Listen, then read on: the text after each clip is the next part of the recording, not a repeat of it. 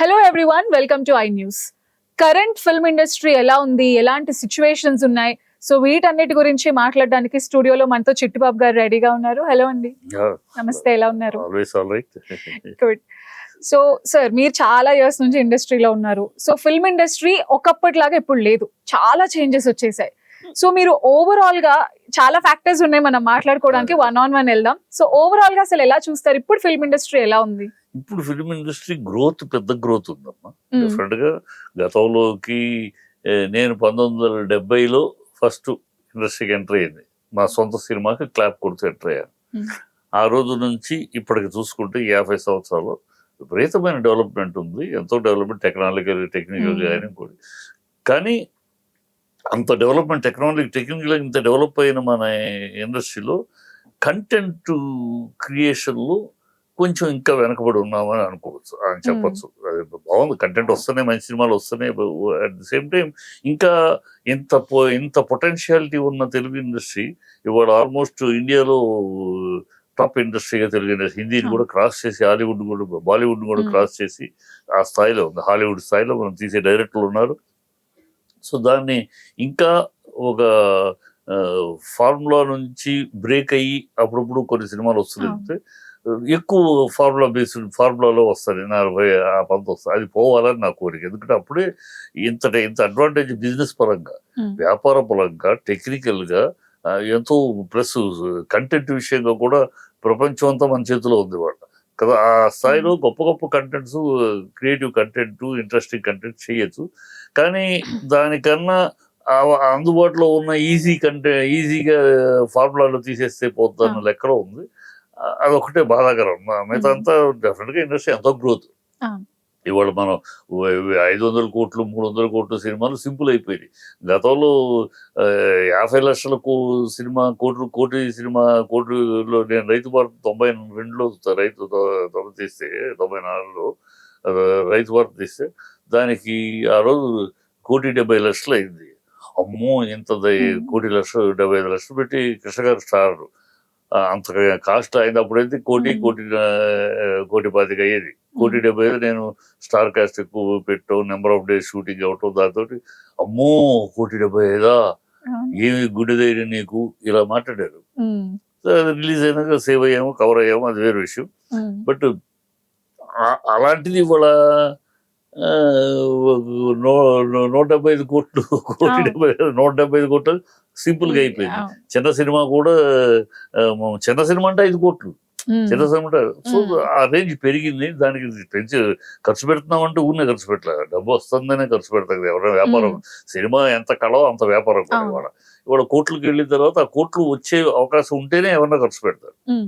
Highest జరుగుతుంది, highest business కూడా. మన గతంలో నేను చిన్నప్పుడు తెలుగు సినిమా అంటే ఆంధ్రప్రదేశ్ దాటితే లేదు.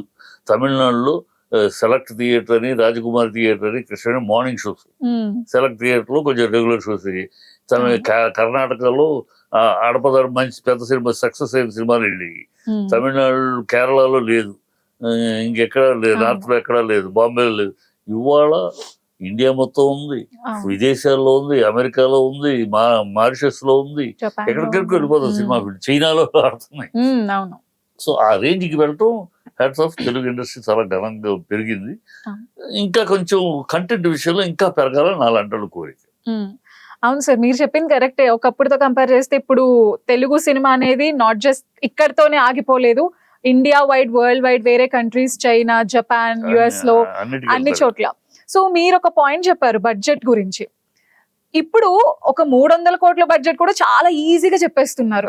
పోనీ అంత బడ్జెట్ పెట్టిన సినిమాలు అన్ని హిట్ అవుతున్నాయి అంటే అది అవ్వట్లేదు. అదేనమ్మా, ఇందాక ఆ పాయింట్ చెప్పినప్పుడు కంటెంట్ అనేది ఎక్కడ మిస్ అవుతున్నారంటే, బడ్జెట్ ఖర్చు పెట్టడం, hero remuneration, heroine remuneration, director remuneration, music director remuneration, ఈ రెమ్యూనరేషన్స్ 70 to 80% ఈ రెమ్యూనరేషన్స్ అవుతున్నాయి. అలా కాకుండా సినిమాకి అంత 300 కోట్లు అంటే 200 కోట్ల రెమ్యూనరేషన్ ఎక్కడి నుంచి వస్తుంది? అది రెమ్యూనరేషన్స్ పెరగటం కరెక్టా సబ్ అంటే అదొక విషస్ క్వశ్చన్. ఎందుకంటే రెమ్యూనరేషన్స్ వాళ్ళని బట్టే బిజినెస్, ఒక హీరోని బట్టే బిజినెస్. సో అతను బట్టి బిజినెస్ అన్నప్పుడు అతను అడిగేది అడుగుతున్నాడు. అవును. అంటే గతంలో ఒక సిస్టమ్ ఉండేది, ఒక అండర్స్టాండింగ్, సిస్టమ్ కన్నా ఒక అండర్స్టాండింగ్ ఉండేది. ఏ హీరో అయినా, అది రామారావు గారి పీరియడ్ అప్ టు చిరంజీవి గారి పీరియడ్ దాకా కూడా కంటిన్యూ అయ్యేది. ఏ హీరో అయినా వాళ్ళ సినిమా బిజినెస్ సేల్స్ లో 10% వాళ్ళ రెమ్యునరేషన్. ఓకే. అందుకు ఒక ఇన్సిడెంట్ చెప్తా. రామారావు గారిని ఒకసారి రెమ్యునరేషన్ పెంచమని అడిగారు. అప్పుడు సినిమా హిట్ అవుతుంది, పెంచమని అడిగారు. అంటే రామారావు గారు ముందు కృష్ణ గారిని పెంచమని అడిగారు.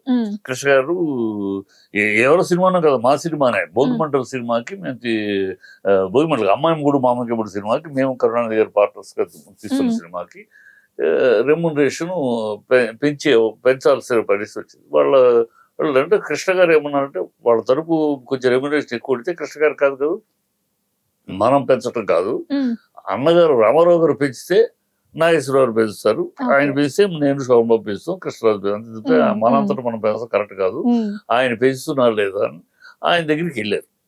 పుండ్రీకాక్షయ్య గారు, విశ్వేశ్వరరావు గారు, ఇలా పెద్ద ప్రొడ్యూసర్స్, ఆయన మనుషులు అన్నగారు మీరు కొంచెం రేటు పెంచాలి, మార్కెట్ కూడా పెరిగి రేటు పెంచాలి. ఏంది బ్రదర్, మొన్న రిలీజ్ అయిన సినిమా 60 లక్షలు చేసిందండి అన్న. అంటే 60 లక్షలే కదా, 60 కోట్లు కాదు, 60 లక్షలు చేసిందండి అన్నారు. 60 లక్షలు అంటే ఆ సినిమా వదిలేయండి బ్రదర్, రామారావు గారు అన్నమాట. వాయిని 10th floor లో మేము అందరూ ఉండగా జరిగే డిస్కస్, ఆ సినిమా వదిలేయండి బ్రదర్, అలాంటి సినిమా అలా once in a blue moon ఒక హిట్ అవుతుంది. హిట్ సూపర్ హిట్ సినిమాని లెక్క పెట్టుకుని రెమ్యునరేషన్ ఉండకూడదు బ్రదర్. మన సినిమా మన స్టార్ తోటి మొదలెడితే ఆ నిర్మాతకి బిజినెస్ రేంజ్ ఏ రేంజ్ లో అవుతుంది సార్. ఆ సినిమా మామూలుగా మీ స్టార్ అనగానే 40 lakhs బిజినెస్ అయిపోద్దండి, మిగతా అనేది వాళ్ళ అదృష్టం. ఇంకేం బ్రదర్, మనం 4 లక్షలు తీసుకుంటున్నాం, కరెక్ట్ గా తీసుకుంటున్నాం, మనది 40 లక్షల బిజినెస్ అంతే. 10% హీరో తీసుకోవాలి. అతని సినిమా ఎంత బిజినెస్ చేస్తుందో అంతలో 10%కే అతను అర్హుడు, అంతే తప్పితే కాదు. ఇవాళ 10% మనం 40 లక్షలు అవుతా 4 లక్షలు తీసుకుంటున్నాం. 60 లక్షలు అయిందంటే అది వాడి ఆ భార్య బిడ్డల అదృష్టం బ్రదర్, ఆ నిర్మాత భార్య బిడ్డల అదృష్టం. తింటే తింటాడు, ఎక్కడికి పోతాడు, మళ్ళీ మనతో సినిమా తీస్తాడు కదా, అందుకని అతను దాన్ని పెట్టుకుని మిగతా లెక్క పెట్టకూడదు అన్నాడు. అది ఒక విలక్షణమైన బాధ్యత గల రోజులు. అది ఆయన ఎప్పుడైతే పెంచలేదో ఇంకెవరు పెంచరా, మళ్ళీ ఆయన పెంచినాకే నాగేశ్వరరావు పెంచేవారు, ఒక సిస్టమ్ గా ఉండేది. ఆ సిస్టమ్ మొత్తం పోయింది.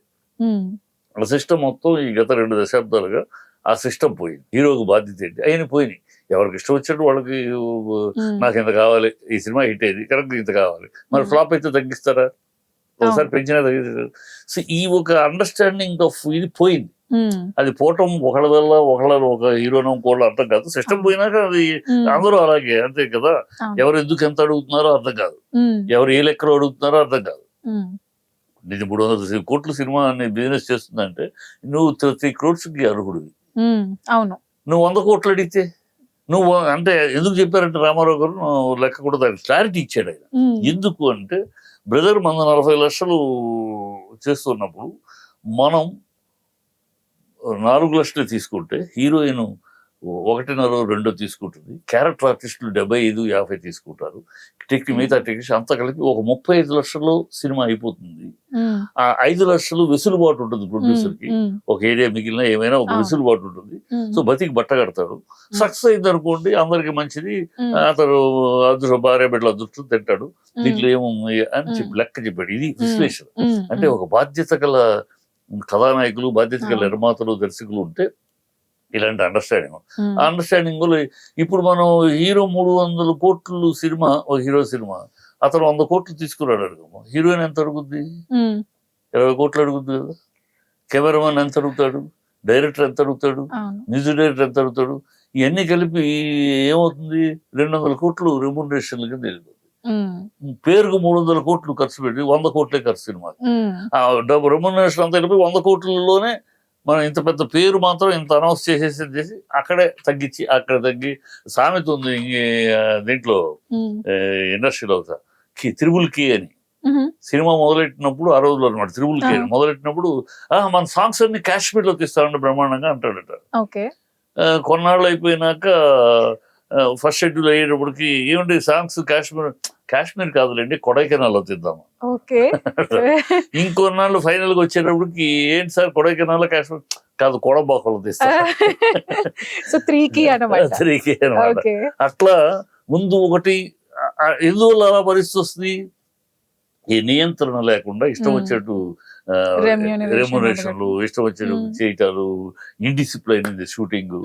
Hmm. షూటింగ్ అంటే అసలు ఇంత టెక్నాలజీ పెరిగినాక Hmm. టైం వేస్ట్ అవ్వకూడదు కదా, అవును. టైం సేవ్ అవ్వాలి. టెక్నాలజీ వల్ల అడ్వాంటేజ్ కాకుండా టెక్నాలజీ వల్ల టైం వేస్ట్ అవుతుంది. Hmm. షూటింగ్ అంటే అందరూ ఒక్కొక్క caravan లో ఉంటాం, Ah. రెడీ అన్నాక వెళ్ళి చెప్పి వాళ్ళు వచ్చి Hmm. కూర్చుని ఆ షాట్ అవగానే మళ్ళీ వెళ్ళిపోతారు. Hmm. ఇదివరకు ఎట్లా ఉండేది, caravan లో సుఖపడటం తప్పని కాదు, అవును. ఇదివరకు ఎట్లా అందరూ ఒక చోట ఉండేవారు. అవును. అందరూ ఎవరి కార్లో వచ్చినా షూటింగ్ అన్నాక ఒక స్పాట్ లో అవును. ఉండేవారు, డిస్కస్ చేసుకునేవారు. Hmm. Hmm. క్యారెక్టర్ నువ్వేం చెప్తావు, నువ్వేం చేస్తావు, అవును. నీ క్యారెక్టర్ పర్ఫార్మెన్స్ లో డిస్కషన్ ఉండేది, డైలాగ్ డెలివరీలో Hmm. డిస్కషన్, నేను ఇట్లా చెప్తాను. ఇలా ఉండే అంటే ఒక ఆరోగ్యకరమైన సినిమా షూటింగ్, సినిమాలో షూటింగ్ లో ఉన్నాము అంటే ఆ ప్రోడక్ట్ ఆ రోజు ఆ ప్రోడక్ట్ ఎంత బాగా చేయగలం, అవును. ఎంత బాగా అవును. తీసుకో. ఇవాళ అది ఎక్కడ ఉంది, ఎవరు రూమ్ లో ఉంటారు, ఎవరు Hmm. దీంట్లో ఉంటారు, రావటం రెడీ అన్నాక రావటం, మీ డైలాగ్ Hmm. అంతే. ఆ ఇన్వాల్వ్మెంట్ ఆఫ్ అందరూ లేరని కదా. ఇప్పుడు జూనియర్ ఎన్టీఆర్ అవ్వచ్చు, పుష్ప మనాడు అవ్వచ్చు, అల్లు అర్జున్. అల్లు అర్జున్ అవ్వచ్చు, బాలకృష్ణ అవ్వచ్చు, Hmm. వీళ్ళంతా ఆ షూటింగ్ లో ఆ క్యారెక్టర్ లో ఇన్వాల్వ్ అయ్యి, దాంట్లో ఇన్వాల్వ్ అయ్యి, డీప్ గా ఇన్వాల్వ్ అయ్యి చేస్తారు. అందరూ అని కాదు, కానీ అది జనరల్ గా అలాంటి అట్మాస్ఫియర్ ఉంటే ఏమవుతుందంటే ప్రోడక్ట్ బాగుంది. అవును. అంత ఇంటరాక్షన్, డిస్కషన్, Hmm. నువ్వేం మాట్లాడుతావు, Exactly. నేను అరే ఎన్ని జరిగే మా సావిత్రి గారు అంటే మరి పాత రోజులు చెప్తాను అనుకోవద్దు, Hmm. వాళ్ళంతా గ్రేట్ ఎందుకు అయ్యారు అనే దాని మీద మన రెఫరెన్స్ ఎప్పుడు, గతం ఎప్పుడు మనకు గుణపాఠంగా ఉండాలి కదా. శివాజీ గారు, సావిత్రి గారు ఒక సినిమా షూటింగ్ లో నేను కో డైరెక్టర్ పనిచేస్తూ షూటింగ్ లో ఆయన శివాజీ గారు కూర్చుని, సావిత్రి నువ్వు రిహార్సల్ ఏం చేస్తున్నావు అదే చేయాలి, Hmm. నువ్వు రిహార్సల్ ఒకటి చేసేసి మళ్ళీ షార్ట్ లో నువ్వేదో అనేస్తావు, నేను తేలిపోతాను, Ah. నువ్వేమి చేస్తున్నావు షార్ట్ లో టేక్ లో ఏం చేస్తావు అది చెయ్యి అనేవాడు. Okay. అంటే ఆయన పెద్ద మహానటుడు, అవును. అలాంటి మహానటుడు కూడా మహానటి ఇంకోనటి Hmm. Hmm. నన్ను డామినేట్ చేస్తేమో అవును. ఆ తాపత్రయం చూసామా, Hmm. దానివల్ల ఏంటి పోటాపోటీగా ఉండేది. అవును. అందుకని ఆ సినిమాల్లో నటనలో ఒక పోటాపోటీ ఉండేది, Hmm. కథల్లో ఒక పోటాపోటీ అవును. ఉండేది. నువ్వు ఆ హిట్ తీస్తే నేను ఇంకో హిట్ అదే కథ తీస్తాను కదా, అవును. ఇంకో అవును. అది ఆ temperament of making a movie is not jolly thing, Hmm. It's hard work. అందరూ కలిసి అందరూ పనిచేస్తేనే ఒక రైటర్ గొప్పగా రాయాలి, ఒక డైరెక్టర్ గొప్పగా తీయాలి, ఒక కెమెరామెన్ గొప్పగా మ్యూజిక్ చేయాలి, మ్యూజిక్ లైటింగ్ చేయాలి, అవును. ఒక ఆర్టిస్టులు పర్ఫార్మెన్స్ Act పోటాపోటీ చేయాలి. చెయ్యాలి, Hmm. ఆ తర్వాత మ్యూజిక్ డైరెక్టర్, ఇన్ని చేస్తే ఒక ప్రోడక్ట్. అవును. ఇక్కడ ఎక్కడ ల్యాబ్స్, ఎక్కడ రిలాక్సేషన్ ఉన్నా ప్రోడక్ట్ దెబ్బతింటది. అవును. ఆ సిన్సియర్ ఎఫర్ట్ కానీ, ఆ సీరియస్ ఎఫర్ట్ కానీ Hmm. కొంచెం మిస్సింగ్ అంటంలో అది వాస్తవ దూరం కాదు, Hmm. మిస్సింగ్. అది అంటే ఈ జనరేషన్ లో Ah. ఉన్న ప్రాబ్లం అది, Hmm. లేదా సిస్టమ్ లోనే ఏర్పడిన ప్రాబ్లం అది. ఈ Hmm. జనరేషన్ లోనే టేక్ Hmm.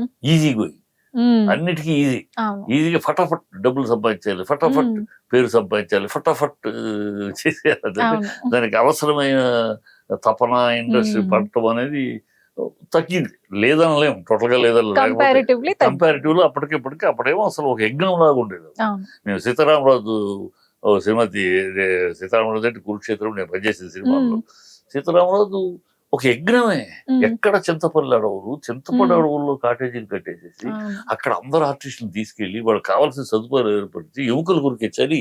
అవును. రాత్రి అయితే మేము షూటింగ్ చేసుకుని వస్తా ఉంటే పుల్ వెళ్తా ఉండేవి, ఏం లేదు అలాంటి ప్లేసులు. ఇప్పుడున్న ఫెసిలిటీస్ కూడా అప్పుడు అప్పుడు లేవు. Hmm. అలాంటి ఫెసిలిటీస్ లో ఒక యజ్ఞం లాగా సినిమా, ప్రతి ఒక్కరు చిన్న పెద్ద ప్రతి ఆర్టిస్ట్ ఒక యజ్ఞం లాగా Hmm. ఇది చేస్తున్నాం, గొప్ప సినిమా, హిస్టారికల్ సినిమా చేస్తున్నాం. అవును. ఆ ఒరిజినల్ ఆ పాత్ర ఎలా మాట్లాడి ఉంటాడు, ఎలా జీవించి, ఎలా Hmm. బాడీ లాంగ్వేజ్ ఉండుంటుంది, అవును. ఇట్లా ఒక క్రియేషన్ మీద అలా దాన్ని ప్రాక్టీస్ చేయటం, Hmm.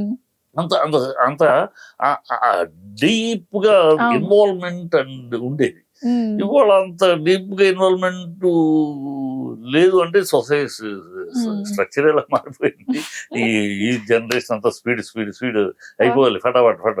నేను డైరెక్టర్ అవడానికి దాదాపు అసిస్టెంట్ డైరెక్టర్ గా, కో డైరెక్టర్ గా, అసిస్టెంట్ గా, అసోసియేట్, కో డైరెక్టర్ గా 38 సినిమాలు చేసినాక డైరెక్టర్ అయ్యాను. Hmm. Hmm. అప్పటికి అనుభవం సరిపోద్దా అని ఆలోచించి ఇచ్చారు.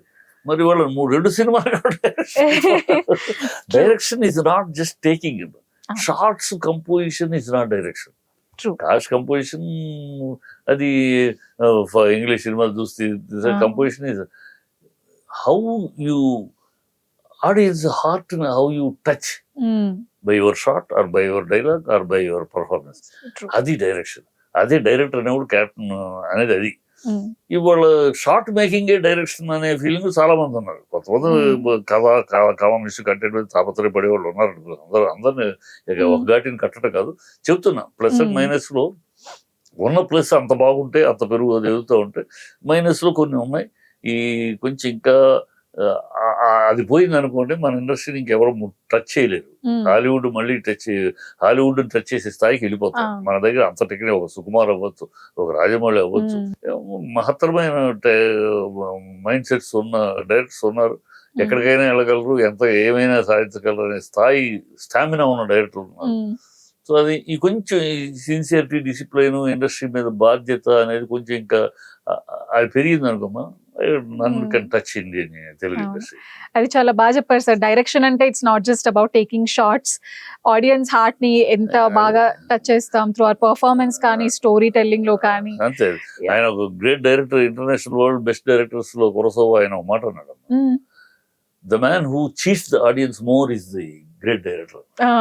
అంటే ఆడియన్స్ ని చీట్ చేయటం అంటే మోసం, వేరే రకంగా వేరే చీటింగ్ అంటే వాడు ఎక్స్పెక్ట్ చేసింది రాకూడదు, True. వాడు ఎక్స్పెక్ట్ చెయ్యింది రావాలి. Beyond అప్పుడే మనం expectations. You will win the show అని. వాడు ఎక్స్పెక్ట్ చేసింది వచ్చింది అనుకో, వాడు ఎక్స్పెక్ట్ చేసినట్టే కథ నడుస్తుంది. వాడు ఇది నేను చెప్పాను ఇందాక అలా అనేవాడు ఈజీ అయిపోతుంది. వాడు ఎదురు చూస్తున్నది కాకుండా వేరే వచ్చారు, భలే కొట్టాడు దెబ్బ. సో అది the man who cheats the audience more is a great director. True. International guest కురసావా ఆయన అన్నమాట. సో అట్లా ఆ ట్రెండ్ లో ట్రైన్ అయిన వాళ్ళు, మేము అసిస్టెంట్లుగా ఆ రోజుల్లో ట్రైన్ అయ్యి అసలు ఊనేదో షార్ట్ పెట్టింటే కదా, ట్రైన్ అయ్యి అసలు కథ సిటీలో కూర్చునేవారు, ఎడిటింగ్ రూమ్ లో కూర్చునేవారు. మా డైరెక్టర్ మేము పనిచేసినప్పుడు ఎడిటింగ్ వెనకాల నుంచోవాలి. అప్పుడు మూవీలో ఇవన్నీ కాదు, కంప్యూటర్లు కాదు, మూవీలో వెనకాల నుంచోవాలి, వెనకాల నుంచి చూడాలి.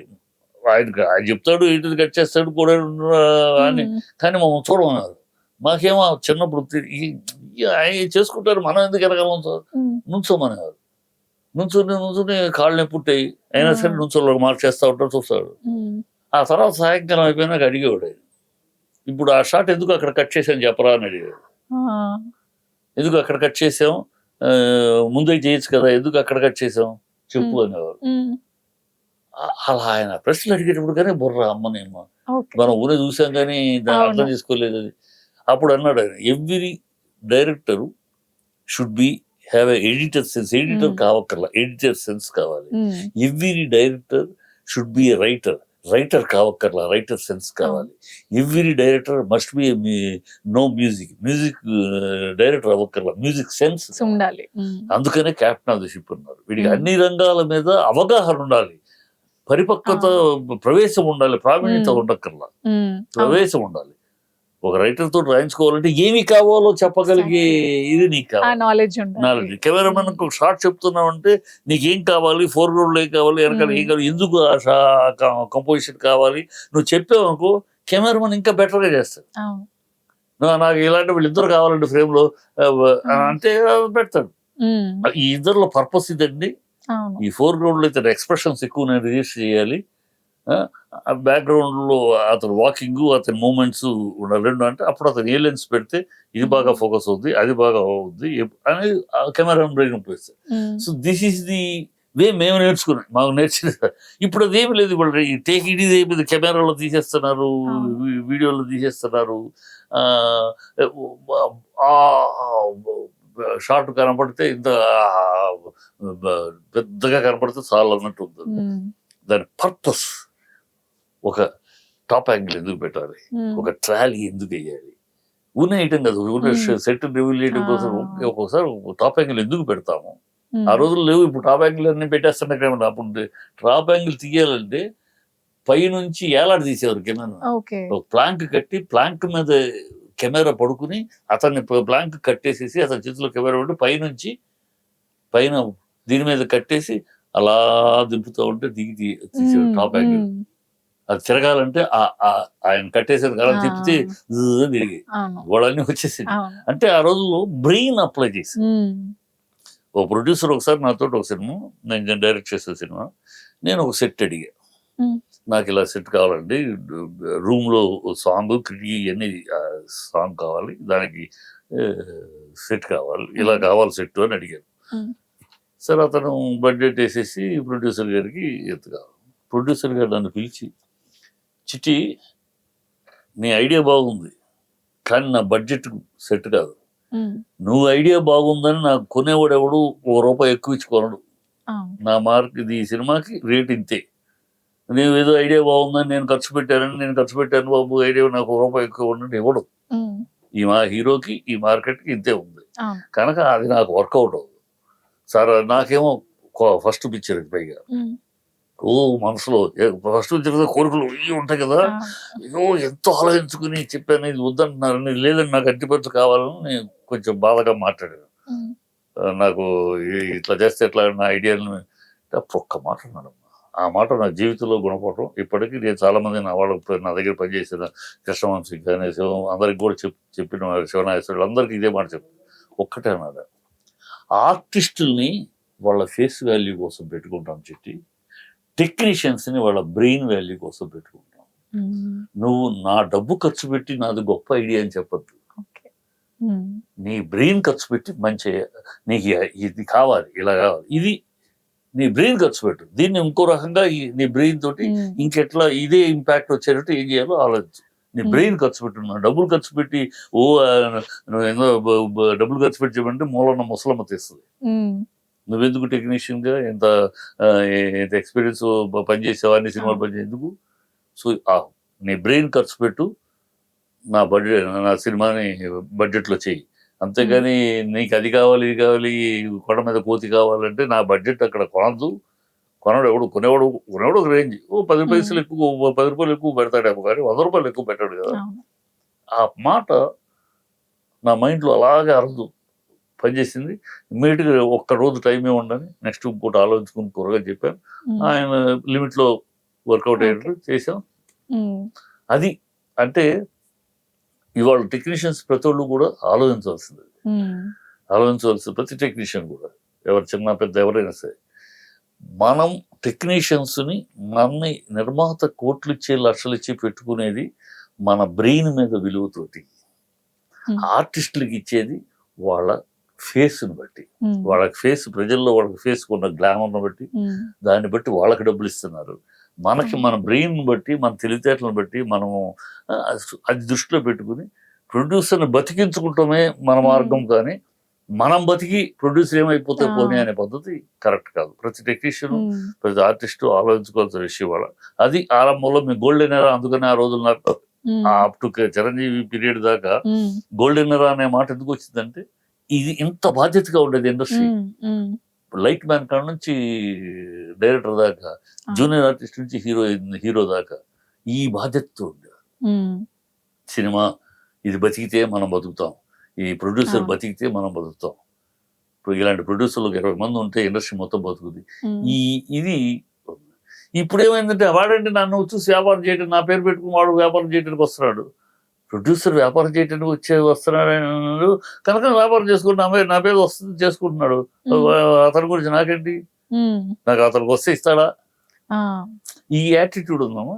ఇది ఒక రాంగ్ యాటిట్యూడ్. అది బాగా ప్రబలం ఉంది ఇండస్ట్రీలో, చాలా ప్రబలిపోయిన ఇండస్ట్రీ. ప్రొడ్యూసర్స్ అనేవాళ్ళు చేతులు కట్టుకుని చేతులు కట్టుకుని క్యాషియర్ లాగా అవడానికి కానీ కారణం అది. వాళ్ళు గట్టిగా మనం ఉండే ప్రొడ్యూసర్ చెప్పండి, హీరోల తరపు ప్రొడ్యూసర్ తరపు గట్టిగా ప్రొడ్యూసర్ లేడు. ఎందుకంటే ఈ దేశంలోనే, ప్రపంచంలోనే, దేశం కాదు ప్రపంచంలోనే ఎక్కడైనా డబ్బు పెట్టిన వాడు యజమాని. ఈ ఒక్క ఇండస్ట్రీలోనే డబ్బు పెట్టిన వాడు సేవకుడు.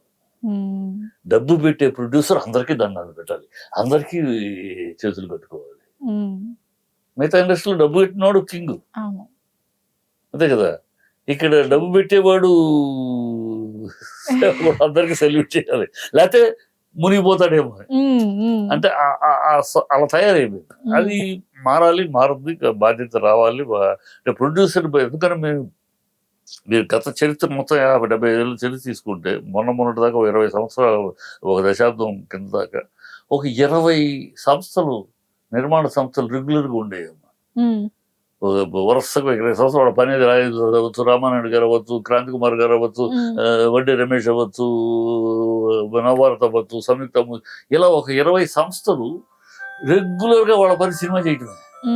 రెగ్యులర్గా వాళ్ళ సినిమా అయిపోయింది, నెక్స్ట్ సినిమా ఏంటి, ప్రసాద్ ఆర్ట్ ప్రొడక్షన్స్, అన్నపూర్ణ, ఇలా సినిమాలు తీయటమే. దానివల్ల ఏంటమ్మా, సినిమా 20 సంస్థలు ఉంటే 200 కుటుంబాలు, ఒక్కొక్క సినిమా అంటే 60 కుటుంబాలు, 200 కుటుంబాలు బతికేందుకే పచ్చగా ఉండేది. అందరికి చేతుల పని, అందరికి కడుపు నిండా తిండి, అందరూ సంరక్షణంగా ఉండేవారు. ఎప్పుడైతే అది పోయిందో, సంస్థలు పోయింది. ఇప్పుడు నా ఎత్తుకునే ఆ 4 సంస్థలు అటు తిప్పి ఒక సంస్థ ఒక సినిమా వాళ్ళు సమర్పించి, ఒకసారి వాళ్ళు నిర్మాత ఇట్లా ఇక్కడెక్కడే తిరుగుతారు. కొత్త సంస్థలుగా ఎవరు నిలబట్టలేదు. అంటే పోయింది. ఆ ప్రొడ్యూసర్కి ఉండవలసిన విలువ, ప్రొడ్యూసర్స్ డబ్బుకు ఉండాల్సిన మర్యాద పోయింది. సో మామూలు హోటల్ బిజినెస్ కానీ అది మారాలి, మారుద్ది ఎక్కడికి మారక తప్పదు అనుకో అంటే అందరినీ అంటలేదు. ఇండస్ట్రీలో ఇదివరకు ఇలాంటి యాటిట్యూడ్ చాలా తక్కువ ఉన్నది, ఎక్కడో ఒకటే అరా. ఇప్పుడు అది ఎక్కువైంది. మంచి అట్మాస్ఫియర్ అనేది ఒకటే అది తగ్గి పెరిగింది, మళ్ళీ రివర్స్ అవ్వాలి. అయితే మళ్ళీ గోల్డెన్ ఎరా రాక తప్పదు. గోల్డెన్ ఎరా అంటే ఏంటమ్మా, గోల్డెన్ ఎరా అంటే ఇండస్ట్రీ మొత్తం పచ్చగా ఉండటమే గోల్డెన్ ఎరా. ఇండస్ట్రీలో 24 క్రాఫ్ట్లు, 2 లక్షల మంది ఒక్కోళ్ళు శుభ్రంగా వాడి బిడ్డలు పోషించుకుంటూ, వాడి పిల్లలకు చదువులు, వాడి ఇంటికి ఎత్తుక్కోకుండా, పిల్లల చదువులకు ఎత్తుక్కోకుండా, ఆరోగ్య విషయాలు ఎత్తుక్కోకుండా బతుకుతున్నారు ఇండస్ట్రీలో. అంటే అది గోల్డెన్ ఎరా. అది ఆ రోజుల్లో ఉంది, ఇవాళ ఉన్నట్టు ఉంది కానీ లేదు. కొన్ని చోట్ల కొంతమంది కొంత భాగంలో ఉంది. అంటే ఇది భారతదేశ ఎకనామిక్స్ లాగానే ఉన్నవాడు పైకి పైన వాడు పైకి పోతాడు కదా. అదే భారతదేశ ఆర్థిక విధానంలాగానే సినిమా వెలుగు తయారవుతుంది. అలా కాకుండా ఎక్కడో అడపదడప ఎక్కడో సుడి తన్ని ఒకడు వస్తాడు. అదే సార్, మనం చూస్తాం కూడా ఇప్పుడు కొన్ని సార్లు హీరోయిన్ కావచ్చు, ఎవరన్నా డిమాండ్స్ ఎక్కువ అయిపోతున్నాయి, మేమంతా టాలీ చేయలేకపోతున్నాం అని కొన్నిసార్లు మూవీ నుంచి డ్రాప్ అవుట్ అయిన సందర్భాలు కూడా ఉన్నాయి. ఏమిటంటే ఒక్క సినిమా హిట్ అవగానే తప్పని అసలు కంపేర్. ఇప్పుడు ఈ మధ్య తగ్గింది కానీ గతంలో ఏ హీరో హిట్ అయినా చిరంజీవి తోటి పోల్చుకుంటాడు. చిరంజీవి ఎన్ని సినిమాలు చేసినా చిరంజీవి మెగాస్టార్ అయ్యాడమ్మా. అవును, అది గుర్తుపెట్టుకోరు. 2వ సినిమా 3వ సినిమాకే చిరంజీవి గారితో కంపారిజన్, ఆయన పిక్చర్ ఎట్లా ఆలోచిస్తారో అర్థం కాదు. అది అంటే ఈ పక్కన సెటప్ అలాగా అర్ధరహితమైన అజ్ఞాన సెటప్ తయారైపోయి ఒక్కొక్క మనిషి ఒక స్టార్ అయ్యారంటే, చిరంజీవి ఎన్ని సినిమాలకి స్టార్ అయ్యాడు ఆయన కింద మీద ఎన్నో కష్టపడి సినిమాలు చేసుకుంటూ మెగాస్టార్ అయ్యాడు. నువ్వు 2వ సినిమాకి నేను మెగాస్టార్ తోటి కంపారిజన్ ఏంటి, అసలు ఎట్లా కంపేర్ చేస్తారు? అది అట్లా తయారైంది ఇండస్ట్రీలో. ఆయన స్టెప్స్ చేస్తాడు, నేను స్టెప్స్ చేస్తాను, ఆయన ఫైట్ చేస్తాడు, నేను ఫైట్ చేస్తాను, కనుక ఆయనతో సమానం అంటే కెన్ నెవర్ బి కదా. అది ఎట్లాగూ ఇవాళ జనరేషన్ నాకు ఆశ్చర్యం వేస్తా. ఒక్కోసారి రివ్యూ చదువుతూ ఉంటాను న్యూస్ లో. నిన్నే వాడు ఫస్ట్ సినిమా హీరోగా అడుగు పెడతా ఉంటాడు. వాడు ఈ కథ లైన్ విన్నప్పుడే నాకు ఇది అంటాడు. నాకు ఏమనాలో అర్థం కాదు. ఈ కథ విన్నప్పుడే అంత మేధావి ఉంటారా నువ్వు? అంత మేధావి అయితే నీ దగ్గరే వస్తాం కదా. అలా సినిమా సక్సెస్ ఫెయిల్యూర్ గురించి ఒక ఈ స్కీమ్ ఇవ్వగలిగిన వాడైతే అందరు నీ దగ్గరికి వస్తారు. ఇంత తపనలు ఎందుకు అని అనేస్తారు. ఏంటో అది ఏ లెక్కలో అంటారు అర్థం కాదు. కథ ఫస్ట్ లైన్ విన్నప్పుడే నాకు ఇది ఖచ్చితంగా హిట్ అవుతుంది, ఏదో పెద్ద హిట్ సినిమాని కంపేర్ చేస్తూ ఆ రేంజ్కి ఆడుతుంది అని అంటారు. నీకు ఏమి తెలుసు అంటావు, ఏ అనుభవంతో చెప్తున్నావు, ఏ గ్రాఫ్ తో చెప్తావు అంటే ఆ పోజ్ ఆఫ్ ఎక్స్పోజర్ ఇవాళ కుదిరింది. గతంలో పేపర్లో టీవీల్లో మిమ్మల్ని గురించి రావటం అంటే టీవీ వచ్చేటప్పటికి టీవీ లేట్ అయింది. అంతకు ముందు పేపర్లే కదా మిమ్మల్ని గురించి రావటం అంటే మీకు ఒక 10 హిట్లు వచ్చినాక మిమ్మల్ని గురించి వచ్చేది. ఇవాళ ఈ సోషల్ మీడియా ఈ పెరిగిపోయేటప్పటికి ఒక సినిమా వాడికి రిలీజ్ కూడా కాదు, అప్పుడే వాడిని స్టార్ పేర్లు ఇచ్చేస్తారు, టైటిల్ ఇచ్చేస్తారు, ఆ స్టార్ అంటారు, ఈ స్టార్ అంటారు. అది ఒక అస్తవ్యస్తంగా తయారవుతుంది. అది అందువల్ల ఏంటంటే బోగస్ స్టామినా. ఎందుకు చెప్తున్నానంటే నీ స్టామినా ఎంత అనేది తెలుసుకోకుండా బోగస్ స్టామినా, ఈ మళ్ళీ బెనిఫిషియోలు, ఈ బెనిఫిషియోలు వేసేయటం. ఇంత వచ్చింది మా ఫస్ట్ 3 days కలెక్షన్, అది బెనిఫిషియోల్. బ్లాక్ లో మందికి వాడి స్టామినా 10 కోట్లు అయితే వాడి స్టామినా, ఒక హీరో మామూలుగా 20 కోట్ల స్టామినా అంటే వాడు స్టామినా 100 కోట్ల లెవెల్లో మాట్లాడేస్తాడు. ఈ బోగస్ ప్రాపగాండా, ఈ సోషల్ మీడియా వాడుకుని ఏదో అసలు భ్రమ కల్పించేస్తాం. వాడి అంత చేసింది ఏం చేసింది వాళ్ళు చెప్పుకుంటే చెప్పకూడదు, కానీ కొన్ని సినిమాలు ఫస్ట్ వీక్ బ్రహ్మాండం లేపేస్తారు, 2వ వారం పడుకుంటాను. ఎందుకు పోతుంది? ఈ మధ్య రిలీజ్ అయిన 30% ఒక్కోసేపు సినిమాలు పోయినాయి. బూస్టప్ అయితే అసలు ఏదో చించేసింది, పొడి చేసింది, ఆల్ టైమ్ రికార్డ్ అనే లెవెల్లో రివ్యూస్ రాయించుకున్నారు. ఏమైంది అంటే ఈ బోగస్ స్టామినా చూపించుకుంటాం కానీ ఈ బోగస్ పబ్లిసిటీ కానీ ఎక్కువ అయిపోయింది. అందువల్ల ఏంటంటే జెన్యూన్ గా క్రియేట్ చేయడానికి, జెన్యూన్ క్రియేటివిటీ, ఒక ఛాలెంజింగ్ క్రియేటివిటీకి దూరం అవుతున్నారు. సార్ అసలు ఈ సోషల్ మీడియా అనేది పెద్ద టాపిక్ మనకి. లైక్ ఇప్పుడు ఓవరాల్ గా అన్ని ఆస్పెక్ట్స్ లో చూసిన, అండ్ ఫిల్మ్ ఇండస్ట్రీ గురించి చూస్తే కూడా ఈ సోషల్ మీడియా రివ్యూస్ అనేది ఇట్స్ నెవర్ ఎండింగ్ టాపిక్ లాగా అయిపోయింది. అంటే చూసిన ప్రతి ఒక్కళ్ళు రివ్యూవరే. సో ఈ ఆస్పెక్ట్ ని మీరు ఎలా చూస్తారు? Social media influence. సోషల్ మీడియాని నేను ఎవరు పడితే వాడు రాస్తాడు చూడడం, ఆ రివ్యూలు ప్రజల్లో ఏమి లేదమ్మా. ఉన్నే అనుకుంటామే తప్పితే నేను సాక్షి ఆధారాలు చెప్తాను. ఉన్నే ఆ రివ్యూలు వాడు ఫోకస్ చేసుకుంటాం తప్పితే ఎప్పుడు కూడా నువ్వైనా నేనైనా కావాలి సినిమా ప్రేమికుడైనా ఎవడైనా సరే రివ్యూ ఇచ్చిన వాడి స్థాయిని బట్టి ఆలోచిస్తాడు. ఒక రివ్యూ ఇచ్చిన వాడు, ఒక అనుభవం ఉన్నవాడు, ఒక సీనియర్ జర్నలిస్టు, ఒక విషయ పరిజ్ఞానం ఉన్నవాడు, అతనికి సినిమా ఫీల్డ్ లో ఇంత ఉంది అన్నవాడు ఇచ్చాడు అనుకోమ్మా. అయ్యో సుబ్రహ్మణ్యం గారు చెప్పారు, ఆయన అంత సీనియర్, ఆయన చెప్తే అంత తప్పుగా చెప్పడు కదా అని ఒక లెవెల్కి తీసుకుంటారు. మామూలు ఎవడు పడితే వాడు చెప్పేది. మీరు ఈ మధ్య ఏదో బొమ్మల చొక్కా ఎవడు ఉన్నాడు, పూల చొక్కా, అతను రివ్యూలు ఇస్తాడు, కింద చదువమ్మా, కింద చదువుతుంటే కమెంట్స్, వీడు అమ్ముడు పోయాడు, వీడు వాళ్ళ దగ్గర డబ్బులు తీసుకుని రాస్తాడు, ఇదే చెప్తున్నారు. They don't believe it. కాకపోతే వీడు ఆ ఎంగిలి మెతుకులు తింటాడు. ఇలాంటి రివ్యూలు రాసి వాడికి వచ్చి వ్యూవర్స్ తోటి, వ్యూవర్షిప్ తోటి డబ్బులు, ఆ ఎంగిలి మెతుకు ఆశపడే కుటుంబ పరాయణతులు. వీళ్ళ వల్ల సినిమా ఎందుకు ఇదే పొలసొక్క వాడు రాశాడమ్మా కల్కిని గురించి, దారుణంగా రాశాడు. మరి దెబ్బకు హిట్ కొట్టింది కదా. మరి అదే పుష్ప, అది దేవరా, ట్రోలింగ్ జరిగిన ఇష్టం వచ్చిన రివ్యూలు రాశారు కదా, మరి 2 సూపర్ హిట్లు అయినాయి కదా. సో ఈ రివ్యూల ఇంపాక్ట్ రియల్ ఆడియన్స్ మీద ఉండదు. రియల్ ఆడియన్స్ ఈ చూసి వెళ్ళాలనేవాడు వాళ్ళ సినిమా ఇంపాక్ట్ ఎక్కడో రిస్క్ ఉందంటే అమ్మా, సినిమా ఇంపాక్ట్ వీళ్ళు ఓడిపోయిన వాడు వెతుక్కునే సాకు నా ఉద్దేశంలో. రివ్యూల వల్ల సినిమాలు ఆటలు పోటాలు ఉండవు. బాగాలేదన్న తర్వాత ఇక వాడు ఏం రాస్తే మాత్రం ఏ ప్రయోజనం? బాగుంది, బ్రహ్మాండం కుబేర రాశారు, బ్రహ్మాండం ఏమైంది? కుబేర హిట్, బ్రహ్మాండం రాశారు, ఏమైంది? సో వీళ్ళు ఓహో అని రాసినా, చీచీ అని రాసినా, థియేటర్కి వెళ్ళే ఆడియన్స్ వాడు సినిమా బాగుంటే కిరీటం పెడతాడు, బాగాలేకపోతే టాటా బై బై చెప్తాడు. అది హీరో ఉన్నా లేకపోయినా. హీరోలు ఉన్న సినిమాలు ఏమైనా గుంటూరు కారం ఏమైంది చూసాము, ఇలాంటి సినిమాలు ఏమైనా చూసాం. అదే హీరో లేకుండా కలికి ఇది కోర్ట్ ఏంటి, హాయ్ ఏంటి, 35 ఏంటి, కమిటీ కుర్రాళ్ళు ఏంటి, మేజర్ ఏంటి, చిన్న సినిమాలు చూసే కదా. ఎవరు లేరు హీరోలు, యాడ్ని కదా. కనుక ఇక్కడ సినిమాలు ఆడియన్స్ సినిమా కంటెంట్ను బట్టి చూస్తారు. ఎందుకంటే వాళ్ళు థియేటర్కి ఉన్న సినిమాకు ఉన్న ప్రాబ్లం ఏంటంటే ఈ కాదు, ఈ రివ్యూలు కాదు. ప్రాబ్లం ఏంటంటే థియేటర్స్. నా సినిమా బాగుండి కూడా నేను 2వ వారం ఆడలేకపోతున్నాను. ఎందుకు ఆడలేకపోతున్నా, నేను రెంట్ కట్టలేకపోతున్నా. ఓకే. నాకు పర్సంటేజ్లో ఉంటే నేను సినిమా బాగుంది ఆడియన్స్ రావడం, కానీ నేను రెంట్ కట్టుకోలేక అంత రెంట్ పెద్ద సినిమా వాళ్ళేమో పెద్ద సినిమాకి అదే రెంట్, చిన్న సినిమాకి అదే రెంట్, థియేటర్ రెంట్ అదే. సో పెద్ద సినిమా వాడు భరించగలుగుతున్నారు అంత రెంట్, చిన్న సినిమా వాడు భరించలేడు. పర్సంటేజ్ ఇచ్చి వాళ్ళు రెంట్ అంటే రెంట్ ఎవరైనా కట్టుకోలేము.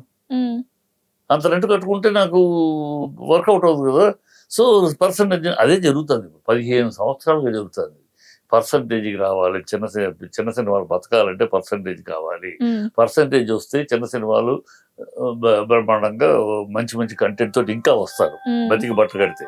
వాడు చిన్న సినిమాలు కంటెంట్ బాగుంటే వాడి సక్సెస్ అయ్యాడు చిన్న సినిమా, వాడు ఇంకా ఉత్సాహంతో తీస్తాడు. ఇండస్ట్రీని బతికిస్తున్నది ఎవరో తెలుసమ్మా? ఉన్నాయి పెద్ద హీరోలు, పెద్ద సినిమాలు కాదు, భ్రమ ఇది. పెద్ద సినిమాలు సంవత్సరానికి 20 సినిమాలు వస్తాయి, 225 సినిమాలు వస్తాయి రిలీజ్ అవుతుంది. ఈ పెద్ద సినిమాలు ఈ వచ్చే 20 సినిమాలు ఒక్కొక్కడు హీరో 2 సంవత్సరాలకు సినిమా చేస్తారు, మొత్తం సంవత్సరానికి 20 సినిమాలు ఎక్కువ పెద్ద సినిమాలు. అది ఈ వీళ్ళ వల్ల బతికేది వాళ్ళ యూనిట్లు, వాళ్ళ మనుషులు. ఇండస్ట్రీలో మిగతా 24 క్రాఫ్ట్ 2 లక్షల మంది బతికేది ఈ చిన్న సినిమాలు తీస్తున్నాడు చూడమో, 200 సినిమాలు. వాడికి వస్తుందో రాదో తెలియదు, వాడు డబ్బు మిగులుతుందో తెలియదు, కానీ వాడు అందరికీ జీతాలు ఇచ్చి అందరికి ఫుడ్ పెట్టి వాడు తీస్తాడు. వాడు మునిగిపోతాడో తేల్తాడో తెలియదు, కానీ ఒక ప్యాషన్ కొద్ది వచ్చి తీస్తున్నాడు. వాడిని బతికించుకున్నాం అనుకో, చిన్న సినిమాల ప్రొడ్యూసర్ బతికించుకున్నాం అనుకో, ఇండస్ట్రీ బతుకుద్ది. అది కావాలి. అందుకని పర్సంటేజ్ కావాలని కోరుతున్నాం మేము. ఎప్పటి నుంచో పర్సంటేజ్ కావాలని, ఒకటి 5th షో చిన్న సినిమాలకు ఇవ్వాలని, థియేటర్లు ఆంధ్రప్రదేశ్లో, తెలంగాణలో ఉన్న అన్ని థియేటర్లోనూ ప్రతి థియేటరు సంవత్సరానికి 12 వారాలు చిన్న సినిమాలకు ఇవ్వాలని. చిన్న సినిమాలు in the sense 100 prints, 100 screens, 100 లేదా 150 స్క్రీన్స్ చిన్న సినిమా అవి ఇవ్వాలి అని అడుగుతున్నాం. ఈయన అనుకోమ్మా, ఇప్పుడు నా థియేటర్ నాకు చిన్న సినిమా గ్యారంటీగా ఇస్తాడు. వాడు సంవత్సరానికి 12 వారాలు అంటే 3 నెలలు ఖచ్చితంగా చిన్న సినిమా ఆడాలి అని లెక్క ఉంది అనుకో, వాడు ఆటోమేటిక్గా రూల్ కోసం నాకు ఇస్తాడు సినిమా. ఇప్పుడు వాడు ఎంతసేపు పెద్ద సినిమా వాడి క్యాంటీన్ బిజినెస్, వాడి సైకిల్ స్టాండ్ బిజినెస్ ఇవన్నీ చూసుకుని పెద్ద సినిమా ఎక్కడ దొరుకుతా పరిగెడుతున్నాను. నా సినిమా ఏమీ లేదంటే గది లేకపోతే నా సినిమాకి ఇస్తున్నాడు, రెంట్ తగ్గించడు. సో అది పర్సంటేజ్ అనేది అది సమస్య. ఇప్పుడు పట్టి పీడిస్తున్న సమస్యల్లో చిన్న సినిమాలు బతికించుకోవాలంటే ఇవన్నీ జరగాలి. ఇవి జరిగితే పెద్ద సినిమాలు బతుకుతాయి. అయితే వాళ్ళకు ఒకళ్ళు పోయిన సినిమా, పెద్ద సినిమా పోయినా కూడా ఎట్లాగో ఓవర్సీస్ అని, ఓటీటీ అని కూడా హీరోలు ఉంటారు కనుక వాళ్ళ పేరు మీద వెళ్తా, శాటిలైట్ అని రకరకాల బిజినెస్ అయిపోతూ ఉంటాయి. ఏదో రూపాయికి 10 పైసలు పోతాయేమో, చిన్న సినిమాలో కాదు మా రూపాయి పోతుంది కదా. అది బతికించుకోవాలి. అది ఆ దిశలో ఇండస్ట్రీ ఆలోచించాలని నాకు. సార్ రివ్యూస్ ఏమైందంటే మీరు చెప్పినట్టు ఇంపాక్ట్ కొంతవరకు ఉండకపోవచ్చు, బట్ ఇప్పుడు ఫర్ సపోజ్ ఎగ్జాంపుల్ గా పూల చొక్కాని తీసుకుంటే ఆయనకి 6 lakhs పైన ఎంతో సబ్స్క్రైబర్స్ ఉన్నారు. ఆయన పెట్టే రివ్యూకి ఒక 2 లక్షల మంది ఎంతో వ్యూస్ ఉంటాయి అనుకుందాం. సరే 1,00,000 మంది ఆడియన్స్ లేదు, మేము వీటిపైన బేస్ అవ్వం, థియేటర్కి వెళ్ళి చూస్తాం అనుకున్నా కనీసం కొంతమందినైనా ఇంపాక్ట్ చేసే ఛాన్స్ ఉంటుంది కదా. ఉండదమ్మా, బాగుందని అదే చెప్తాను. అందుకని కల్కి చెప్పాను. అంటే ప్రభాస్ ఫ్యాన్స్ అంటే పెద్ద హీరోలకి ఎనీవేస్ రివ్యూలు ఎఫెక్ట్ ఉండదు. చిన్న సినిమాలు అసలు వీళ్ళ మీద చిన్న సినిమాలు అనే దానికి ఆడియన్స్ ఈ రివ్యూలు చూసి వెళ్ళి వాళ్ళు ఎంతసేపు రివ్యూస్ వ్యూవర్షిప్ వచ్చేది ఏంటికమ్మా, చిన్న సినిమాలు రావు. ఆహా రివ్యూ గురించి ఈ రివ్యూకి వాడు చూస్తాడు, వాడు ఎంతసేపు ఆ 4 హీరోల విషయాలు చూస్తూ ఉంటాడు. సో ఆ రివ్యూస్ పెద్ద సినిమాల వరకే తప్పితే చిన్న సినిమాలు చిన్న సినిమా మౌత్ టాక్, థియేటర్ దగ్గర టాక్, థియేటర్ దగ్గర బయటకు వచ్చేవాడు బాగుంది అని అంటే బాగుందంటే వెళదా ఉంటాడు. ప్లస్ కూడా ఈ థియేటర్ బిజినెస్ ప్రాబ్లమే కాకుండా ఆడియన్స్ కి జేబు ప్రాబ్లం. ఇవాళ సినిమాకి వెళ్ళాలంటే 500 రూపాయలు ఒక మనిషి, ఫ్యామిలీ వెళ్ళాలంటే 2,000 రూపాయలు. సో 2,000 రూపాయలు పెట్టి ఫ్యామిలీ సినిమాకి వెళ్తానికి వాడు జేబు చూసుకుంటాడు కదా. కష్టపడి సంపాదించింది 2,000 సినిమా కోసం, అది ఖచ్చితంగా చూడాలి. నలుగురు బాగుంది పక్కన వాళ్ళు ఎదురు వెళ్ళొచ్చినాడు బాగుంది అంటున్నారంటే అప్పుడు ఏమంటే చాలా బాగుందంటే వెళ్దామండి, ఇంట్లో గొడవ చేస్తారు. అప్పుడు ఓకే 2,000 ఖర్చు పెట్టని వెళ్తారు. ఇప్పుడు ఆ థియేటర్ రేట్లు థియేటర్ 3 క్లాసులు కావాలి, అది కూడా అడుగుతున్నాం. 3 క్లాసులు కావాలి, అవును. మీకు నేల ticket, bench ticket, sofa ticket, reserve ticket 3 క్లాసులు ఉంటే ఆ పైది ఫుల్ అయిపోయిన చిన్న సినిమాలు కింద ఫుల్ అవుతాయి. అవును. సో ఓ మోస్తరుగా బతుకుతారు. అది అడుగుతున్నాం. సింగిల్ థియేటర్ బతికించుకోవాలి, మల్టీప్లెక్స్ వేరే, సింగిల్ థియేటర్స్ బతికించుకుంటేనే చిన్న సినిమాలు అవుతాయి. ఇవన్నీ రకరకాల ఇష్యూలు ఉన్నాయమ్మా. ఇవన్నీ అయితే కానీ ఈ ఇండస్ట్రీ ఇంకా బాగుంది అని చెప్పలేము. వాడు చిన్న సినిమాలు, మంచి సినిమాలు తీసి కూడా బతికి పట్టలేని పరిస్థితి. ఆ నలుగురు ఎంత హిట్, ఆ ప్రొడ్యూసర్ బతికి పట్టగట్టాడో లేదు, మళ్ళీ ఇంకో సినిమా తీయగలుగుతున్నాడు లేదు. సో ఇవన్నీ అదే హీరోతో తీసిన ఫ్లాప్ అయినా మళ్ళీ తీస్తాడు అది. అందుకని మొదటి నుంచి నేను అనేక సార్లు, అనేక సందర్భాల్లో, అనేక చిన్న సినిమాను బతికించుకుంటేనే ఇండస్ట్రీ. ఈ వచ్చిన హీరోలందరూ చిన్న సినిమా నుంచి వచ్చిన వాళ్ళే, ఈ డైరెక్టర్లు అందరూ చిన్న సినిమాల నుంచి వచ్చిన వాళ్ళే. ఎవరు సడన్ గా పెద్ద సినిమాతో రాలేదు, అందరూ చిన్న సినిమాతో. ఈవెన్ రాజమౌళి కూడా ఫస్ట్ చిన్న సినిమా, అప్పుడు జూనియర్ ఎన్టీఆర్ హీరో, పెద్ద హీరో కాదు కదా, స్టూడెంట్ నెంబర్ 1. నువ్వు సీరియల్ నుంచి వచ్చే చిన్న సినిమానే.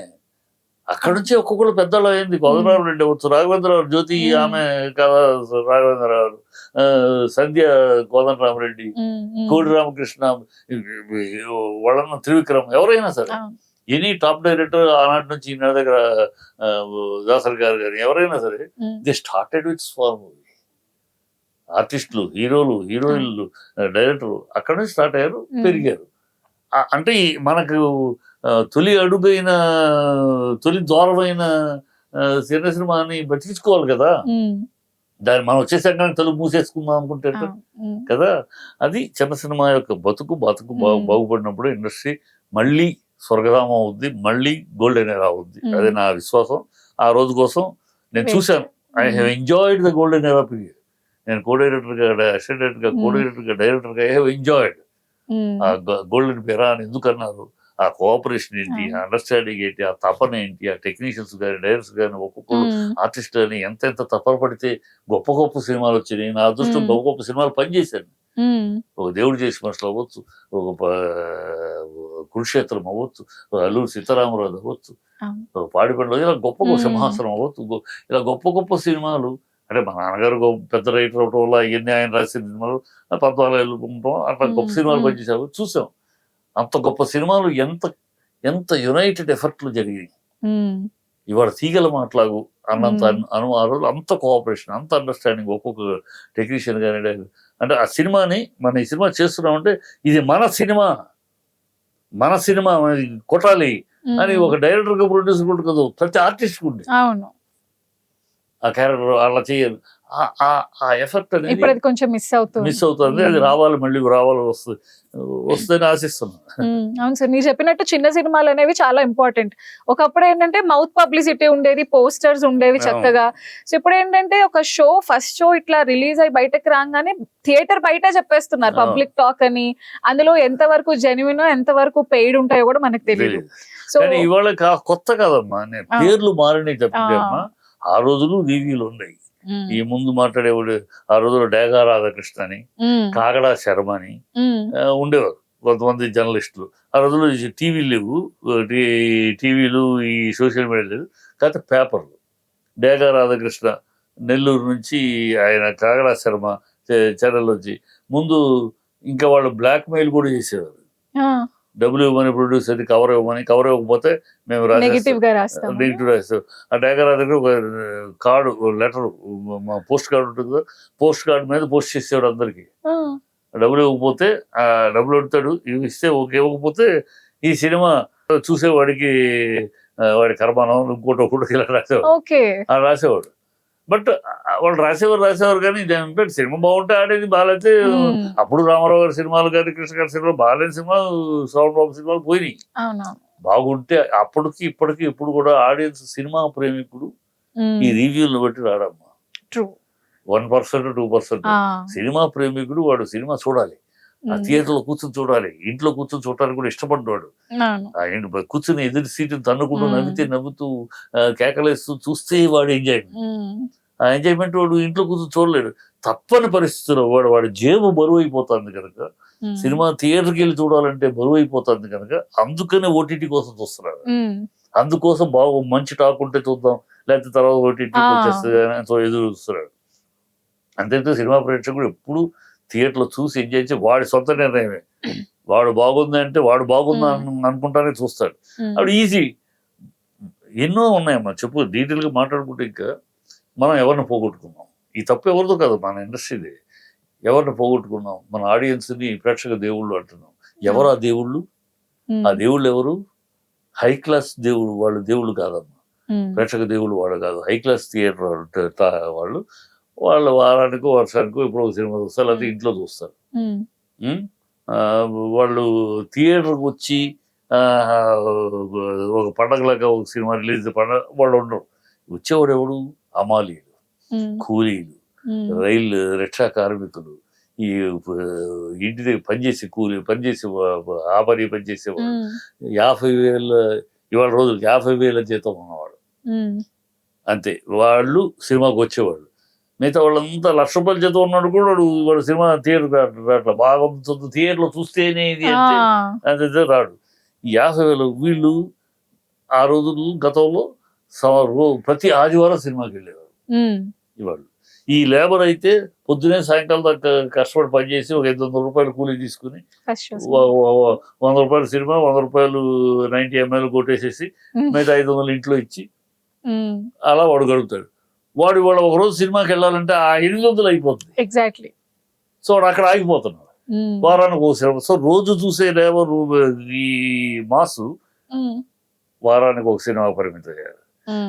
ప్రతి వారం సినిమాకి వెళ్ళే ఫ్యామిలీ గ్రూప్ ఉద్యోగస్తులు నెలకు ఒక సినిమాకి అయ్యారు ఈ కాస్ట్ వల్ల. ఇట్లా ఆడియన్స్ మనమే దూరం చేసుకున్నాం, రేట్లు పెంచి పెంచి పెంచి. బంగారు బాతు ఇంత కలెక్షన్ వస్తుంది కనుక బంగారు బాతుని గుడ్డు అని కోసుకున్నట్టు కలెక్షన్ వచ్చేస్తాను ఒకేసారి తినేద్దాం అని మనం రేట్లు పెంచి అందుబాటులో ప్రేక్షకుడికి అందుబాటులో ఉంటే వాడు మళ్ళీ మళ్ళీ చూస్తాడమ్మా, మళ్ళీ చూస్తాడు. నచ్చితే మనం కాదు, ఈ మామూలు కూలి జనాలు, రిక్షా డ్రైవర్లు, ఆటో డ్రైవర్లు వీళ్ళు ఉన్నారు చూడమ్మా, చిన్న చిన్న వ్యాపారాలు చేసి వాళ్ళు రోజు చూస్తారు, చూసిన సినిమానే చూస్తారు. అంత ప్రేమికులు వాళ్ళందరినీ దూరం చేసుకున్నాం. టికెట్ ప్రైస్ పెంచడం వల్ల సగం మంది ఆడియన్స్ థియేటర్కి వెళ్ళడం దూరం చేసుకున్నాం, మనమే దూరం చేసుకున్నాం. మనం థియేటర్ పెంచిన లెవెల్లో వాడి సంపాదన పెరగాలి కదా. కదా, వాడికి 400 600 తీసుకున్నాడు, 800 అయింది. ₹100 టికెట్ 300 రెట్లు పెంచితే ఎట్లా? అది అంటే ఎన్ని స్ట్రీమ్ లైన్ అవ్వాలి అంటే తెలియక కాదు, ఎవరో మొదలెట్టారు రేటు పెంచాలని, దానికి అందరూ గులోమని పెంచుతున్నారు. మళ్ళీ ఏమో థియేటర్ రావట్లేదు, ఆడియన్స్ రావట్లేదు అంటే ఎందుకు వస్తారు? ఎగ్జాక్ట్లీ. లాజిక్ తెలిసే ఉంటుంది కదా సార్. తెలిసే మరి ఎందుకలా అంటే ఈ పెద్ద హీరోల ప్రొడ్యూసర్ చేసే పనులు వీళ్ళు స్టామినా ఇంత కలెక్ట్ చేసింది ఇంత అని చెప్పడం కోసం మరి అంత స్టామినా 3వ రోజు ఉండాలిగా. మొదటి రోజే ఉంటది, మీరు 3వ రోజు ఎందుకు పోతున్నాయి పెద్ద పెద్ద సినిమాలు కూడా? అది ఆలోచించాలి. ఎంత బోగస్ అంటే ఆ హీరోని పొగుడుతూ హీరోకి అది చెప్తూ నెక్స్ట్ మళ్ళీ వాడి బతుకు, వాడి కాల్ షీట్లు, ఇదే ఈ బతుకు కోసం తప్పితే ఈ ఒక రాంగ్ ఏదో వాడు బతికేయాలి.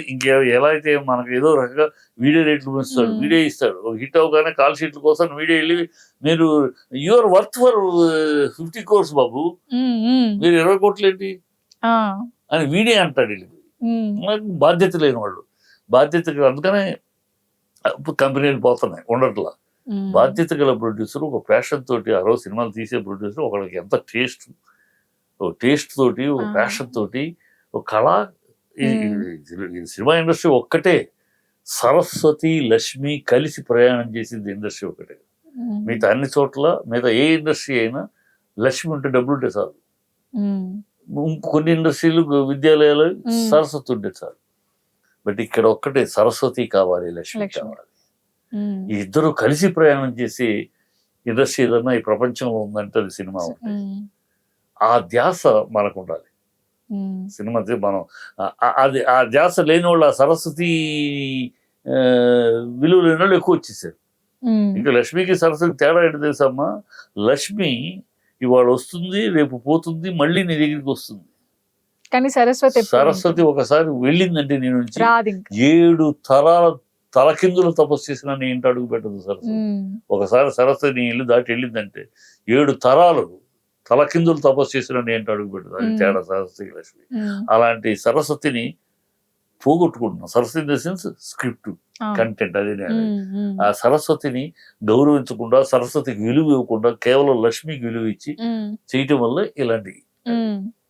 అవును, ఎలాగో పెద్ద హీరోలకి టికెట్ ప్రైస్ పెంచకపోయినా ఓపెనింగ్స్ వస్తాయి. ఫస్ట్ డే 3-4 days కి వచ్చేస్తాయి. సాహిత్యం కదమ్మా, థియేటర్ దగ్గర ఒక బ్లాక్ టికెట్ అమ్ముతున్నాడు అనుకో, ఇమీడియట్ గా పోలీసు పట్టుకుంటారు. మరి నువ్వు 200 రూపాయల టికెట్ ని 600కి 800కి అమ్మమని నువ్వు పర్మిషన్ ఇస్తావంటే బ్లాక్ లో అమ్మమని నువ్వు లైసెన్స్ ఇస్తున్నావు. ఏమి నైతికత ఇది? ఏమి విధానం అసలు ఇది? ఎట్లా ప్రభుత్వం అంగీకరిస్తుంది? ఎట్లా వీళ్ళు అడుగుతారు? అడిగేవాడు సరే అడుగుతాడు, అడుగుతానికి అలవాటు పడినాడు అడుగుతాడు. ప్రభుత్వానికి ఉండాలి కదా. బ్లాక్ లో అమ్ముకోని మనం పర్మిషన్ ఇవ్వటం ఏంటి? ఈ బెనిఫిషియల్ అంటాం, బ్లాక్ లో అమ్ముకోడు. సరే, ఇది అలాంటి వాళ్ళు మాట్లాడడం అనుకో, దానికి ఏదో మనం వాళ్ళకి విరోధం అని మన ట్రోల్ చేస్తారు వాళ్ళ ఫ్యాన్స్. సార్, మీకు ఎప్పుడన్నా ఇట్లా ట్రోలింగ్స్ కానీ బెదిరింపులు కానీ చాలా ఎలా హ్యాండిల్ చేస్తారు? నేను చెప్తా, నేను మాట్లాడే దాంట్లో నాకు వ్యక్తిగత ద్రోహం ఏమీ ఉండదు. నేను నిజాలు మాట్లాడతాను. నేను మాట్లాడిన తప్పు అంటే చెప్పండి, ఆర్గ్యుమెంట్ చెప్పండి. సార్ మీరు మాట్లాడిన తప్పు, ఇలా ఎలా మాట్లాడతారు, ఇది కాదు కదా, నిజం ఇది కదా అని చెప్పండి. Yes, I will apologise. అందుకని నేను ఎప్పుడు తప్పు లేనిది మాట్లాడను, ఉన్నది కాదు తప్పు అనేది తప్పు అని చెప్తా. నువ్వు super star, super producer, super director కనుక నువ్వు కాకి తెలుపు అన్నా సరే, తెలుపు అయ్యి ఉండొచ్చు, ఆయన చెప్పాడు కదా కనుక అయ్యి ఉండొచ్చేమో అని మాట్లాడినా. కాకి తెలిపాడు బుద్ధి జ్ఞానం ఉందా అని అడుగుతాను, అంతే. ఆయన పెద్ద డైరెక్టర్ లేదా పెద్ద హీరో, పెద్ద ప్రొడ్యూసర్ కనుక ఆయన అన్నాడు కనుక ఏమో వాళ్ళు అన్నారు ఉండొచ్చేమో. ఈ డిప్లొమసీ లౌకికాలు నాకు తెలియదు. బుద్ధి ఉందా లేదా ఏం మాట్లాడు, కాకి తెలిపాడు బుద్ధి జ్ఞానం లేని మాటలు అని తిడతాను. దానికి వాళ్ళు కొంతమంది కోపాలు వస్తాయి. వస్తే నేను నిజం మాట్లాడేటప్పుడు యథార్థవాది, లోక విరోధి కేర్. కొంతమంది అయితే అసలు ఇంకా బూతులు కూడా మాట్లాడతారు. బూతులు మీరు రాజకీయంగా మాట్లాడతాను కదా. ఇప్పుడు కొన్ని నిజాలు చెప్తాను నేను. పవన్ కళ్యాణ్ విషయంలో నన్ను తిడతారు వీళ్ళు ఫోన్లు చేసి. నేను ఒకటే చెప్తాను, ఆయన నేను అడుగుతున్న దాంట్లో ఒక్కటైనా ఔచిత్యం లేనిది, అనవసరమైనది, కేవలం విమర్శ కోసం మాట్లాడుతుంది ఉందో చెప్పండి. నేనేం అడుగుతున్నాను, ఆయన మీద ఎన్నో మీకన్నా మీరు ఫ్యాన్స్, కానీ మేము ఒక సినిమా ఫీల్డ్ నుంచి వస్తున్నాడు, ఒక కొత్త రాజకీయం, రామారావు గారు కనుక ఎట్లా ఒక కొత్త రాజకీయం తీసుకొచ్చి పేదల కోసం చేశారు, అట్లాగే అన్ని చూశాడు, హోదా చూశాడు, డబ్బులు చూశాడు. పవన్ కళ్యాణ్కి ఏమీ అవసరం లేదు, కొత్తగా ఏం అవసరం లేదు. కానీ నిజంగా ప్రజల కోసం ఏదో చేసేస్తాడు, సించేస్తాడు, పొడి చేస్తాడు అని మేమందరం నమ్మాం. బిగినింగ్ లో నా స్టేట్మెంట్లన్నీ చూస్తే కొత్త రాజకీయం చూస్తాం, ఆంధ్రప్రదేశ్ కొత్త రాష్ట్రం, కొత్త రాజకీయం, ప్రక్షాళన జరుగుతుంది, ఒక నీతి నిజాయితీ గల రాజకీయాలు చూస్తాం అని అంతా మాట్లాడాం. మరి ఇప్పుడు ఆయన 12 ఏళ్ళు గడిచిన తర్వాత ఈ 12 ఏళ్ళుగా ఆయన చెప్పిన ఒక్క మాట కట్టుబడి ఉన్నది ఎక్కడ కనపడలేదు. ప్రశ్నిస్తాను అన్న మాట కాడ నుంచి ఇంతవరకు ఏ మాటకి కట్టుబడి లేదు. కులం విషయం మాట కట్టుబడి లేదు. కులాలు రాజకీయాలు వద్దంటాడు, మా కులపాడు ఓటేస్తేనే సీఎం అవుతానంటాడు. కుటుంబ రాజకీయాలు వద్దంటాడు, ఎమ్మెల్సీ సీట్లు అంటే మళ్ళీ వాళ్ళ అన్నయ్యకి ఇస్తానంటాడు. నేను క్రిస్టియన్ అంటాడు, మళ్ళీ వాళ్ళ సనాతనం అంటాడు. ఎక్కడ ఒక మాటకు ఒక మాట పొంతం లేకుండా, నిన్న ఒక మాట, ఇవాళ ఒక మాట, రేపు ఒక మాట, ఈ మాటకు కూడా ఆయన కంటిన్యూటీ లేకుండా తన మాట తనే విరుద్ధంగా, తన మాటలకు తనే వ్యతిరేకంగా మాట్లాడుతూ, ఇది ఎక్కడ రాజకీయం? ఇంకా నువ్వు ప్రజల నాయకుడిగా ఎలా స్థిరమైన ఆలోచన, స్థిరమైన సిద్ధాంతము, స్థిరమైన ఇది లేకపోతే నువ్వు ఎట్లా నాయకుడు అవుతావు అని అడుగుతాను. దీంట్లో నేను అడిగిన దాంట్లో తప్పే ఉంది. ఆయన చెప్పలేదు, చెప్పినే అడుగుతున్నాను. నువ్వే కదా అన్నావు నేను క్రిస్టియన్ అని, నువ్వే కదా అన్నావు ఈ దేశంలో మత కలవలు హిందువుల వల్లే అని, నువ్వే కదా అన్నావు నా భార్య క్రిస్టియను, నా కొడుకు నేను బ్యాప్టిజం తీసుకున్నాను, మా నాన్న నా కొడుకు లేకపోతే జీసస్ ప్రేయర్ చేశాడు, నా కొడుకు లేకపోతే నేను మేరీ మాతకు ప్రే చేశాను, నువ్వే కదా అన్నావు. అలాంటి నువ్వే వాళ్ళని సనాతన ఎలా అంటావు? దేనికోసం అంటున్నావు? అంత నిలకడలేని నిలకడలేని నిబద్ధత లేని నువ్వు ఎట్లా రాజకీయం, ఎట్లా ప్రజలకి ఏం చేస్తావు, ప్రజలకి ఏం చేయగలరు? నువ్వే కదా చంద్రబాబు లోకేష్ తిట్టావు, నువ్వే కదా బీజేపీని తిట్టావు, అంటే నువ్వే మళ్ళీ నువ్వే వాళ్ళు దేవుడు అంటున్నావు. ఎట్లా అసలు? నేను ప్రశ్నిస్తాను. అది పవన్ కళ్యాణ్ అయినా ప్రశ్న, ఎవరినైనా ప్రశ్నిస్తాను. నువ్వు ఏదో చేస్తావని ఆశపడ్డావు, ఆశ నిరాశ అయింది. పవన్ కళ్యాణ్ అంటే ఆయనకి యూజువల్ గానే క్రేజ్ ఎక్కువ, లైక్ ఇటు పొలిటికల్ గా గానీ ఫిల్మ్ దాంట్లో కూడా. అండ్ మొన్న హరిహర వీరమల్లు దాంట్లో కూడా, సో నేను ఒక సాధారణ హీరో, నేను చాలా చిన్న హీరోని అని మాట్లాడారు ఆయన. కంపారిటివ్ అంటే కంపారిటివ్ గా నిజమే కదా ఆయన. వాడు ఈ సినిమా మరి కొడితే 100 crore cinema, pan India cinema అవుతే చూడాలి. కానీ అంతవరకు ఏంటంటే ఆయన ఇంకా ప్రభాస్ ని రీచ్ అవ్వలేదు. ప్రభాస్, మహేష్, ఎన్టీఆర్, అల్లు అర్జున్ వాళ్ళ బిజినెస్ రేంజ్ కి వెళ్ళలేదు కదా. అది వాస్తవం మాట్లాడు, నిజం. అది వెళ్తే రేపు వెళ్ళొచ్చు, అది వేరే విషయం. ఫ్యాన్ బేస్ అంటే అమ్మా పవన్ కు ఉన్న అడ్వాంటేజ్ అంటే పవన్ ఫ్యాన్ ప్లస్ మెగాస్టార్ మొత్తం అంత 2 లేయర్లు. అది ఇది మిగతా వాళ్ళకి ఒక లేయర్, 2 లేయర్లు. ఆ 2 లేయర్ల వల్ల అది అంత కనపడుతుంది. బట్ అది మంచిదే. అతను సక్సెస్ అయితే పాన్ ఇండియా ఈ సినిమా అవుతే అవ్వాలి, ట్రై చేస్తున్నాడు ఆయన. ఈ సినిమా అయితే సక్సెస్ పాన్ ఇండియా సినిమా ఉంది, చూద్దాం. అంటే ఆర్టిస్ట్ గా ఆయన ప్రశ్నించే ప్రశ్న లేదమ్మా. ఆర్టిస్ట్ గా ఆయన వాళ్ళు ఏ రేంజ్ లో ఉన్నాడు, రేపు ఏ రేంజ్కి వెళ్తారు. ఆర్టిస్ట్ గా సక్సెస్ఫుల్ హీరో, ప్రొడ్యూసర్స్ కి డబ్బులు సంపాదించి పెట్టగలిగే స్టామినా ఉన్న హీరో, దాని గురించి నో డిస్ప్యూట్ అవుతుంది. యాజ్ అ పొలిటీషియన్, ఇప్పుడు నేను మాట్లాడేది ఎప్పుడు కూడా ఆయన పొలిటీషియన్ గురించి. ఎందుకంటే పొలిటీషియన్ గా ఏదో మార్పు వస్తుంది అనుకుంటే, ఆయన వచ్చేసి చంద్రబాబుని భజన చేయటం కోసం సీఎం పదవుల్లో రాజకీయాల్లోకి వచ్చినట్టు 20 ఏళ్ళు ఆయన ఉంటాడు, 15 ఏళ్ళు. ఎందుకు ఈ మాటలు? ప్రజలు నీ మీద పెట్టుకుని ఆశ్రయి కాదు కదా. ఇలా మాట్లాడటం వల్ల ఎట్లా లీడర్షిప్ ఉంటుంది, ఎట్లా ప్రజానాయకుడు అవుతావు అడుగుతాను. అది రాజకీయాల్లో కానీ, రాజకీయాల్లో ఎప్పుడైనా ప్రజల మధ్యకి మనిషి వచ్చావో నువ్వు పూలదండలే కాదు, రాళ్ళు అయినా పడాలి కదా. దాన్ని ఆ ఫ్యాన్స్ జీర్ణించుకోలేరు. అదే బుద్ధిహీనత. ఫ్యాన్స్ అంటే ఆయన తప్పు చేస్తే నిజమైన ఫ్యాన్స్, నిజమైన శ్రేయోభిలాషులు అయితే ఆ తప్పుని ఎత్తి చూపితే ఆయన సర్దిద్దుకునే అవకాశం ఉంటుంది. ఆయన చేయాల్సింది ఇది కాదు, ఇది అని మీరు చెప్తే అమ్మో మనం తప్పు జరుగుతాం, సో అయిపోయింది ఏదైనా మనం దిద్దుకుని మన పద్ధతిలో, మనం కరెక్ట్ పద్ధతిలో వెళ్ళాలని ఆయన మార్పు వస్తుంది. అది నేను నాలాంటి వాళ్ళు ఎందుకు ఆయన మార్పు తెచ్చుకోవాలి, తప్పులు తెలుసుకోవాలి. నేనేదో ఎమోషనల్ ఆవేశాలు మాట, కానీ చాలా తప్పు జరుగుతుంది అని ఆయన తెలుసుకోవాలి, మారి మంచి నాయకుడుగా, రాష్ట్రానికి ఉపయోగపడే గొప్ప నాయకుడు అవ్వాలని అలాంటి. అందుకనే మేము వస్తాం. ఆ ఫ్యాన్స్ కి అదేముంది, ఊరినే భజన చేయటం వల్ల కాదు. భజన చేయటం వల్ల అతనేం బాగుపడ్డు, పెరగడు. ఎవరైనా సరే గుడ్ వెల్ విషర్ అంటే ఖచ్చితంగా తప్పులు ఎత్తి చూపేవాడే గుడ్ వెల్ విషర్. ఆహా ఓహో ప్రధాని తప్పడు కొట్టేవాడు వెల్ విషర్ కాదు. వాడు పబ్బం గడుపుకుంటాడు పక్కకి. వెల్ విషర్ అంటే నిజమైన అతను. నాకు నిజమైన కోరిక ఉంది, పవన్ కళ్యాణ్ చక్కగా మారాలి, తన ఆలోచనతో కూర్చొని మాట్లాడాలి, ఆవేశం తగ్గించుకుని ఆలోచనతో మాట్లాడాలి. ఎన్ని మాటలమ్మా, 1-2. నిన్నగాక మన తెలుగు అమ్మాను హిందీ పెద్దమ్మ అంటాడేటమ్మా. తెలుగు పుట్టి ఎన్ని సంవత్సరాలు అయింది?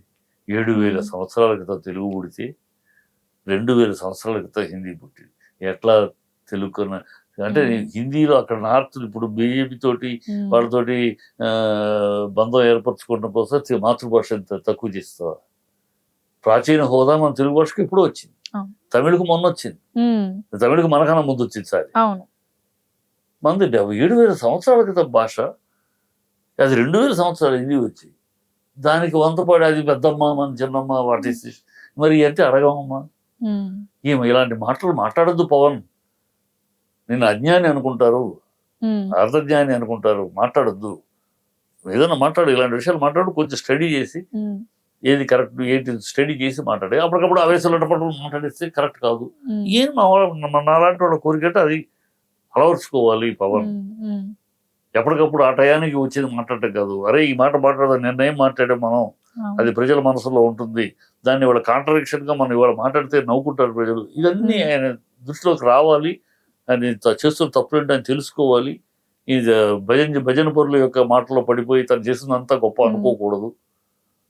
అది మంచి జరుగుద్ది, ఆయనకి మంచి జరుగుద్ది, రాష్ట్రానికి మంచి జరుగుతుంది అని నా కోరిక. మాలాంటి వాళ్ళు అందుకు అది అర్థం చేసుకోక వీళ్ళు ఇది అవుతూ ఉంటారు. సార్ ఫ్యాన్స్ అంటే గుర్తొచ్చింది. సో ఫ్యాన్స్ ఇప్పుడు ఫ్యాన్ వార్స్ అంటారు, మా హీరో గొప్ప అని కొట్టుకుని చాలా ఎక్స్ట్రీమ్ లెవెల్స్ కి వెళ్ళిపోయిన సిచ్యువేషన్స్ ఇప్పుడు ఉన్నాయి. ఇది వరకు అంత ఉండేవేమో కాదు కదా సార్ అసలు. అప్ ఇప్పుడు టు చిరంజీవి వరకు లేదమ్మా. నేను రామారావు గారితో రోజుల నుంచి చిరంజీవి గారి రోజుల దాకా చూస్తానే ఉన్నాను. అందరినీ అభిమానించేవారు. ఇంటరాక్షన్ కూడా ఉండేది. మా నాన్నగారు అందరు హీరోలకి రాసిన రైటర్ కనుక పెద్ద సినిమాలు. సో నేను పనిచేయచ్చు కొన్ని సినిమాలకు, కొన్ని పరిచయాలతో అందరు ఫ్యాన్స్ తోటి. ఎవరు ఇంత రాడికల్ ఫ్యాన్స్ లేరు. To be sorry to say, Pawan Kalyan fans మాత్రమే ఇంత రాడికల్ గా బూతులు మాట్లాడటం, వాళ్ళ ఎదుటి హీరోని కించపరిచి మాట్లాడటం, బూతులు మాట్లాడటం, ఎవరన్నా వాళ్ళని విమర్శిస్తే నోటికొచ్చిన ఇంట్లో ఆడాలని మొగాళ్ళని ఇష్టం రౌడీతనంగా మాట్లాడటం, రౌడీతంగా డిబేట్లో కూడా చూస్తున్నాం కదా. వాళ్ళు ఏం మాట్లాడతారు, ఆడలేదు మొగాలేదు, నోటికి వచ్చినట్టు మాట్లాడతారు, నోటికి వచ్చినట్టు మాట్లాడేస్తారు. అది వాళ్ళ వీళ్ళలోనే. మరి ఎందుకు ఈ రాడికలిజం ఈ ఫ్యాన్స్ లోనే వచ్చింది? ఈ చిరంజీవి గారి ఫ్యాన్స్ ఎప్పుడైనా అలర్ట్ చెట్టు చూసామా ఆయన కెరీర్ మొత్తం? బాలకృష్ణ ఫ్యాన్స్ ఎప్పుడు చేరి చూసాము? ఈ మధ్య మొదలైంది. ఈ పవన్ కళ్యాణ్ ఫ్యాన్స్ వచ్చినాక మరి ఎందుకు వాళ్ళని అలాగ ఎంటర్టైన్ చేస్తున్నారు, కంట్రోల్ చేయకుండా ఇలా పద్ధతి కాదు అని అంటున్నారు, చేస్తున్నారు తెలియట్లేదు. కానీ రాంగ్ అది. వాళ్ళ ఫ్యాన్స్ ఒక్కళ్ళే. సారీ టు సే, వాళ్ళకి నా మీద కోపం వచ్చినా సరే నేను అందరినీ చూశాను కానీ చెప్తున్నాను. నా హీరో నేను అభిమానించడం తేడా తప్పులేదమ్మా. ఎదుటి హీరో నీ అభిమానించడం కోసం, నీ అభిమానం తెలియజెప్పడం కోసం ఎదుటి హీరోని బూతులు తిట్టడం, ఎదురు హీరోలు నువ్వు ఒక హీరో అభిమానిస్తావు, ఆ హీరో సినిమా నాకు నచ్చలేదు, నచ్చకూడదా? నచ్చాలా? గ్యారెంటీగా నచ్చాలా? నచ్చకపోతే బూతులు తిట్టేస్తారా? నాకు బాగా ఆ సినిమా నచ్చలేదని చెప్తే బూతులు తిట్టేస్తారా? ఏంటది నాకు అర్థం కాదు. ఈ ట్రెండ్ వీళ్ళ దగ్గరే ఉంది, ఇంకెవరి దగ్గర చూడలేము. ఎంత పెద్ద చిరంజీవి సినిమాలు ఫ్లాప్ అయిన సినిమాలు లేవు. ఫ్లాప్ అయిన సినిమాలు అందుకని వాళ్ళందరూ మిగతా వాళ్ళని తిట్టారా? తిట్టలేదు కదా. మా హీరో జాగ్రత్త తీసుకోవాలి. అలాగే కృష్ణ గారి హీరోలు, కృష్ణ గారి ఫ్యాన్స్ రామారావు గారు బాగా లేకపోతే మేము ఎంతో ఎదురు చూసాం, బాగుపడాలి, జాగ్రత్త పడాలి, నెక్స్ట్ సినిమా మంచి చూడాలి ఇలా అంటారు. ఎందుకు హీరోలు తిట్టడం? నా బాగాలేదు, నచ్చలేదు అన్నవాడిని బూతులు తిట్టడం ఈ లేవు వీళ్ళ దగ్గరే. ఈ పవన్ కళ్యాణ్ ఫ్యాన్స్ లోనే అది ఏంటో మరి ఎవరు ఎందుకు అలవాటు చేసుకున్నారు, దాన్ని ఖండించకుండా, దాన్ని సరిదిద్దకుండా ఇలా కంటిన్యూ అవుతున్నారు. అది కరెక్ట్ కాదు. ఓకే. సో ఫైనలీ ఇండస్ట్రీలోకి వచ్చే యంగ్స్టర్స్ ని కానీ like direction department or acting ఏ డిపార్ట్మెంట్ లో మీరు ఏం చెప్దాం అనుకుంటున్నారు? Any advice or message? నేను బ్లైండ్ గా ఎంటర్ అవ్వకండి, గుడ్డిగా వచ్చేయద్దు. ఇండస్ట్రీ అంటే, సినిమా అంటే అది డైరెక్షన్ అయినా, కెమెరా అయినా, డాన్స్ ఏదైనా సరే, ఎనీ డిపార్ట్మెంట్ 24 క్రాఫ్ట్స్ ఏ డిపార్ట్మెంట్ అయినా చాలా శ్రమతో కూడుకున్నది, చాలా ఏకాగ్రత దీక్షతో కూడుకున్నది. అది ఆషామాషిగా ఏదో అలాటప్ప కాదు, ఏదో బయట నుంచి చూసేసి ఆడికి వెళ్ళిపోతే ఏదో హ్యాపీ అయ్యారు కాదు. మీరు మీ శక్తి ఏంటి, మీకున్న టాలెంట్ ఏంటి, దానికి కావలసిన తర్ఫీదు, కావలసిన ఇది చేసుకుని రండి. ఒక వ్యామోహంతో రావద్దు. ప్యాషన్, దాన్ని ప్రేమించండి. దాన్ని ప్రేమిస్తే రండి. ఈ సినిమాను ప్రేమిస్తే, సినిమా ఆర్ట్ని ప్రేమించగలిగితే, ప్రేమించి దాన్ని ఆస్వాదించగలిగితే రండి. ఇదేదో ఇక్కడ జాలి హ్యాపీ కాయగా ఉంటుంది, మన ఊరిని వచ్చేసి రాదు. ఊరికి నేనేమంటే ఫేమ్ రాదు, ఊరికి డబ్బు రాదు. ఆ కనబడుతున్న 10 మందిని చూసి రాదు, 90 మంది, ఆ 10 మందికి పైన కనబడు 90 మంది. ఆ ప్యాషన్ లేకుండా ఏదో వచ్చేసి ఏదో చేసేద్దాన్ని మట్టి కలిసిన వాళ్ళు ఉన్నారు. అలా ఊరికి అప్పలంగా రాదు. ఇక్కడ పనిచేయాలి. 800 కిలోవాల్ట్ లైట్ల ముందు నుంచుని కళ్ళమ్మట ఎక్స్ప్రెషన్ రావాలి. ఒక పక్క వేడి కొడతా ఉంటే, చెమట కారుతా ఉంటే, అవి కనపడకుండా, ఇది కనపడకుండా ఎక్స్ప్రెషన్స్ ఇవ్వాలి. ఇంత కష్టాలు ఉన్నాయి. ఒక్కొక్క ఫైట్ చేయటం అంటే, ఒక్కొక్క హీరో, ఏ హీరో ఎముకలన్నీ పక్కగా ఉన్నాయి చెప్పండి తెలుగు మన హీరోలు? ఒక్కొక్కడికి ఒక చోట మోకాలకి ప్లేటు, ఇంకొకటి రకరకాల ఇన్ని డక్కాముక్కలు తిని ఫైట్లు చేసి మేము మీతోటి క్లాప్స్ కొట్టించుకుంటున్నారు. అన్ని చెయ్యాలి. ఒక కథ రాయాలంటే, ఒక తల్లి గర్భిణి 9 నెలలే మేము సినిమాలు కథలు తయారు చేసుకోవడానికి 4-5 గర్భాలు ధరించాల్సి వస్తాయి.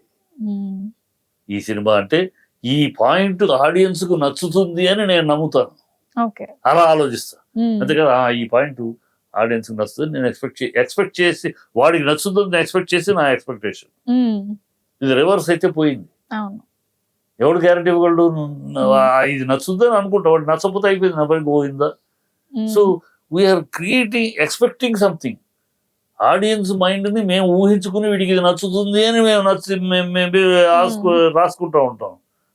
అది సక్సెస్ అయినప్పుడు అబ్బా మన ఐడియా ప్రజల్లో బాగా వెళ్ళింది, నచ్చింది అనుకుంటాం. వెళ్ళకపోతే మన కర్మ. అయ్యి ఇంత అనుకున్నాను అంత అనుకున్నా. ఎవడో ఫ్లాప్ సినిమా తీయాలి రాయడు, ఎవడో ఫ్లాప్ కథ రాయడు, ఏదో అనుకుంటాం. అది ప్రజల్లోకి వెళ్ళి ప్రేక్షకులు ఆశీర్వదిస్తే అది గొప్ప కంటెంట్, ఆశీర్వదించకపోతే మన ఐడియా. సో ఇంత తపన పడాల్సి వస్తుంది ఒక కథ తయారు చేసుకోవాలంటే. ఇంత తపన పడి పడితే ఒక కథ వస్తుంది. ఒక తల్లి ఒక బిడ్డను కట్టడానికి ఒక గర్భం 9 నెలలే, కానీ ఇక్కడ 90 నెలలు కూడా గర్భం ధరించాల్సి వస్తుంది ఈ కథని కట్టడానికి. సో ఇన్ని ఉన్నాయి, ఇవన్నీ తెలుసుకోండి. ఊనే అద్దాల మేడ కాదు ఇక్కడ. వచ్చినాక ఎంతో కష్టపడాలి, ఎంతో నైపుణ్యం సాధించుకోవాలి. నీకు ప్యాషన్ ఉందా దాంట్లో నైపుణ్యం సాధించుకో.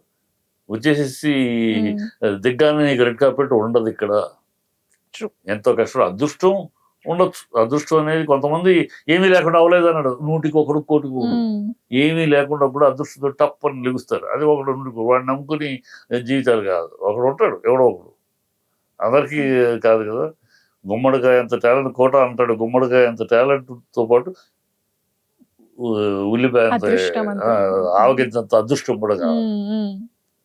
టాలెంట్ గుమ్మడికాయ ఎంత ఉన్నా ఆవగింత అదృష్టం లేని వాళ్ళు టాలెంట్ ఎంతమంది మూల కూర్చున్నారు. సో అది కావాలి అంతే. బట్ టాలెంట్ లేకపోతే ఆవగింజ అదృష్టం ఏం చేయదు.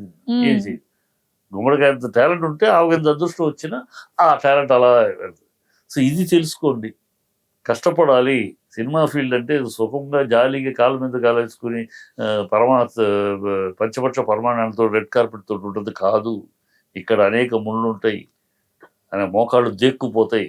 ఒక సైకిల్ నేర్చుకోవాలంటే మోకాళ్ళు ఎలా కింద పడిపోయేది, అలా సినిమా ఫీల్డ్ రాణించాలంటే అనేక డక్కాముక్కించాలి, అనేక కష్టాలు పడాలి, అనేక నేర్చుకోవాలి. ఆ నైపుణ్యం సాధించుకు రండి, సక్సెస్ అవ్వండి. అంతేగాని గాలివాటంగా వచ్చి గాలివాటంగా కాదు, సినిమా గాలివాటం కాదు. నా దగ్గరికి వస్తూ ఉంటారు కొంతమంది, మా అబ్బాయి తిట్టి పంపిస్తారు. మా అబ్బాయి మీ దగ్గర అసిస్టెంట్గా చేర్చుకున్నాడు. అసిస్టెంటా ఏం చదువుకున్నాడు? ఏమీ లేదండి, ఎందుకు పనికిరాడు, అందుకని సినిమా ఫీల్డ్లో చేరుద్దాం. తిట్టి పంపించేద్దాం. ఎందుకు పనికిరాను, నా సినిమా ఫీల్డ్ పనికి వస్తాడు అనుకుంటున్నారా? నా సినిమా ఫీల్డ్కి ఎంతో విషయం ఉన్నవాడే పనికి వస్తాడు. అడ్డమైన గాడి పొన్నుకి బయటకి పంపించిన రోజులు అంటే ఎందుకు పనికిరాడు సినిమా ఫీల్డ్కి? సినిమా ఫీల్డ్ చాలా కావాలి, అలాంటి ఒపీనియన్. అది కాదు లోకం. ఇక్కడ ఎంతో కావాలి, మేధస్సు కావాలి, వ్యక్తిత్వం కావాలి, క్యారెక్టర్ ఆలోచన శక్తి కావాలి. అన్ని చాలా ఉంటేనే ఇక్కడ రాణించగల నటుడైనా టెక్నీషియన్ అయినా ఎవరైనా సరే. అది గుర్తుపెట్టుకోండి. ఇది ఆషామాషిగా జల్సా కాదు. ఇక్కడ జల్సా కోసం సినిమాలకు రావద్దు, జల్సాల కోసము సరదాల కోసము ఏదో ఇక్కడ బతికేచ్చు ఏమి కాదు. ఇక్కడ కష్టపడితేనే ఇక్కడ ప్రొఫెషన్, కష్టపడితేనే మీకు life. Thank you so much sir for your time. We had a good lengthy discussion. చాలా తెలియని విషయాలన్నీ కూడా చెప్పారు. Thank you so much sir. Keep watching I news.